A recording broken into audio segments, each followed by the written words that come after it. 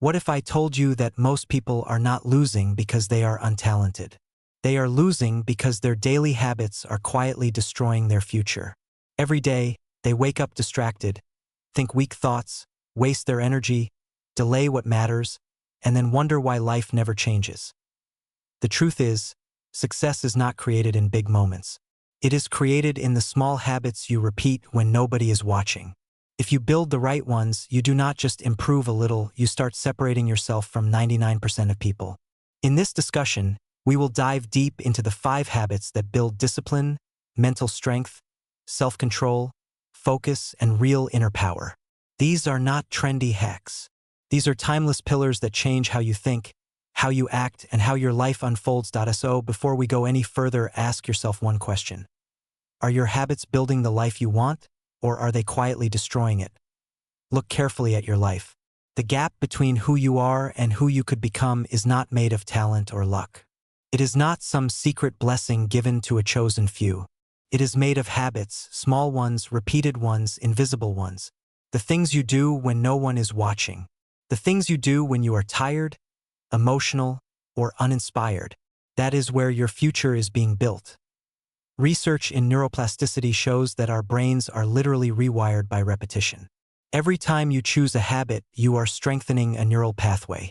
Most people want a better life, but they refuse to adopt better disciplines. They want confidence, but they keep the habits that create insecurity.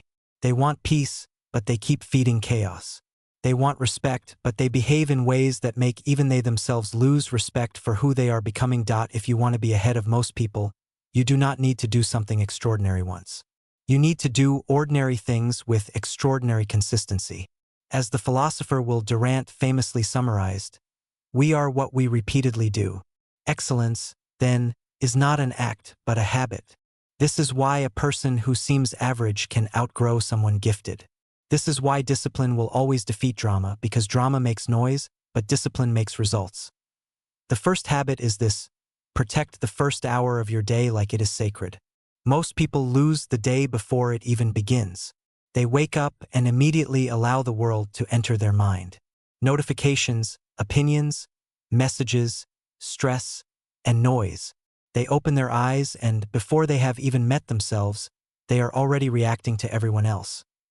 This creates what psychologists call reactive mode.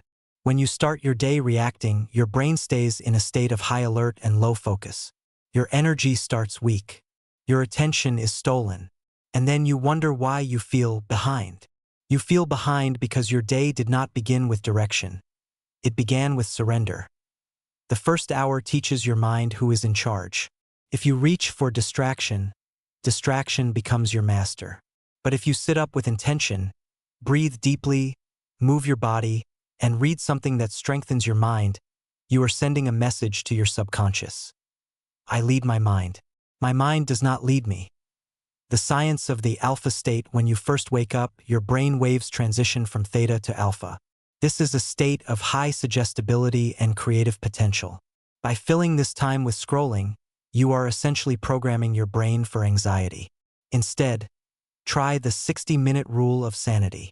For the first hour, no screens. This is about becoming rooted. A person with a rooted morning is harder to shake. When the world becomes noisy, they do not collapse. When someone disrespects them, they do not lose themselves. They have already created inner order before entering outer disorder. Think of how many people wake up tired in spirit. They slept, but they did not recover. Their mind was burdened by yesterday's emotional dust. When you protect that first hour, even if it's just 15 minutes of silence, you enter the day whole rather than fragmented. The second habit is to do the hard thing first. This alone puts you ahead of 90% of the population because most people spend their lives negotiating with discomfort. They do not lack intelligence. They lack willingness. There is a psychological concept called decision fatigue. We have a limited amount of willpower each day. If you leave your most difficult task for 4 p.m., you have already used up your mental fuel on trivial emails and small talk. By doing the hard thing first, you use your peak energy to conquer your biggest obstacle. The hard thing is usually the doorway. It's the conversation you're delaying, the workout you're skipping, or the truth you are afraid to face. Comfort speaks softly, but it destroys power. It tells you later when you need now, but tomorrow is often just another name for avoidance. Rebuilding self-trust. Your excuses are more exhausting than your effort. Avoidance drains more life than action. Carrying unfinished tasks in the mind creates a mental weight that makes you tired even if you haven't done much. The moment you begin doing the hard thing first, you begin rebuilding trust with yourself. Self-trust is the deepest form of power. It's knowing that when something must be done, you will do it, even if you are emotional, even if no one praises you. This changes how you walk and speak. You are no longer a servant of your resistance. You have become someone who can be relied upon by your own soul. Start small. Make the difficult call, finish the report, or do the heavy lifting before the trivial distractions. One hard thing done early changes the chemistry of your entire day. The third habit is to become comfortable with silence. This is becoming a rare skill in our attention economy. Most people cannot be alone with themselves for even 10 minutes without needing a digital pacifier. Music, a podcast, or a scroll. Silence reveals what noise hides. It reveals your restlessness, your fears, and your unprocessed wounds. That is exactly why it is valuable. A person who never sits in silence remains a stranger to themselves. They may know facts, but they do not know their own inner climate. They don't know what quietly controls them from the shadows. The removal of escape silence is the removal of escape. When you sit in it, your mind will initially jump everywhere. Regrets, fantasies, inner arguments.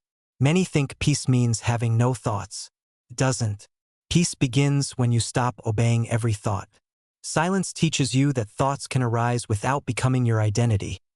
This creates a buffer zone between awareness and impulse. Without that distance, you react blindly. You send the angry message, you break the diet, you waste the money. But with silence, you begin to choose. This practice also strengthens your presence. Have you noticed how some people enter a room with a certain steadiness? They don't need to dominate the space with words. They have weight because they aren't leaking energy through constant reaction. They have learned to contain themselves. Spend time each day in silence. Not because it's spiritual, but because it makes you honest. Eat one meal without entertainment. Walk without your phone. Whoever controls your attention shapes your destiny. If you cannot direct your own attention, someone else will happily do it for you. The fourth habit is keeping promises to yourself. Confidence is not a personality trait. It is a result of self-integrity. When you repeatedly tell yourself, "I will work out," and then you don't, your mind records that lie. When you say, "I will stop this habit," and you continue, you are teaching yourself that your word means nothing. This creates an internal fracture.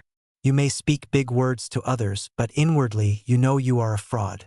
This is why motivation disappears so quickly for some. They have practiced breaking their own trust. Aligning intention with action, keeping promises to yourself restores inner unity. It closes the gap between the person you admire and the person you actually are. That gap is where shame grows. Every time you betray your better judgment, you feel a heaviness. That isn't random. It's the weight of misalignment. Stop making dramatic, sweeping promises you can't keep. Make honest ones.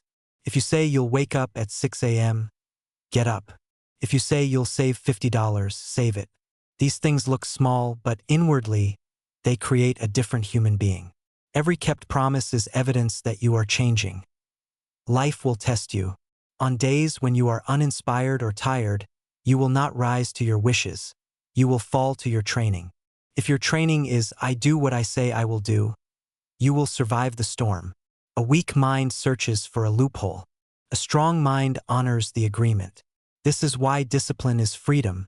It eliminates the exhausting internal negotiation. You said it, so you do it. Less drama, more force.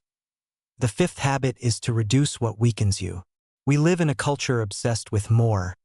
More hacks, more tools, more consumption. But growth often comes from removal. The tragedy of many lives is being overfed by distraction and underfed by purpose. Look honestly at your life. What weakens you? Is it the endless comparison on social media? Is it the people who infect your standards with their cynicism? Is it the digital sugar of pornography or mindless scrolling? You already know what it is. But to become stronger, the weaker version of you must be starved. The maturity of refusal. Many people fail because they want the discipline without the sacrifice. But every higher version of you has a different appetite. There is a form of self-respect in what you refuse. Maturity is when your future becomes more important than your cravings. The world profits from your lack of restraint. An impulsive person is easy to sell to. An insecure person is easy to control. Simplifying your life is a quiet rebellion. It is you deciding that your mind is not public property. Eat with awareness. Stop using food as an emotional sedative. Spend with intention. Stop buying things to impress people you don't like. Speak less. Mean more. Filter your input. Stop inviting every trend into your nervous system. When you remove what weakens you, your senses become clearer. Your sleep improves. Your attention sharpens. Your power is no longer being diluted by 1,000 tiny leaks. Now, understand this carefully. These 5 habits are not separate. They are a system. When you protect your morning, it's easier to do the hard thing first. When you do the hard thing, you build self-trust. When you trust yourself, silence is no longer scary because you aren't hiding from a failure. When you practice silence, you become aware of what weakens you. When you remove those weaknesses, your mornings become even cleaner. Real change happens systemically. Most people look for one big breakthrough, not realizing that life changes when patterns change. The people who move ahead are often boring to the distracted. They live by structure. They protect their energy. They don't need every day to be exciting. They need it to be aligned. Consistency is terrifying to a world built on impulse. A person who can delay gratification, direct attention, and keep their word has a quiet gravity. They don't need to announce their ambition, it can be felt. Who are you on an ordinary Tuesday morning? Who are you when no one claps? That is your real level. Your repeated behavior reveals the truth. But do not be discouraged. If repeated behavior created the version of you that you dislike, it can also create the version you admire. You are not trapped by your past unless you keep worshiping your old patterns. It is not enough to admire discipline. You must embody it. It is not enough to want respect. You must earn your own. Every action is a vote for your future identity. When you rise instead of sleeping in, you vote for strength. When you stay silent instead of reacting, you vote for mastery. When you choose the harder right over the easier wrong, you are training the person you were meant to be. The life you want is hidden behind the habits you avoid. The peace you want is hidden behind the discipline you resist. Be gentle in heart, but do not be weak in conduct. The world doesn't need more people who excuse themselves. It needs people who can govern themselves. Tomorrow morning, do not reach for the world. Reach for your center. Move before the excuses gather. Keep one promise. Remove one weakness. Then watch what happens over weeks, not hours. Real growth changes the room before it changes the reputation. It starts within, and eventually the outer world has no choice but to catch up.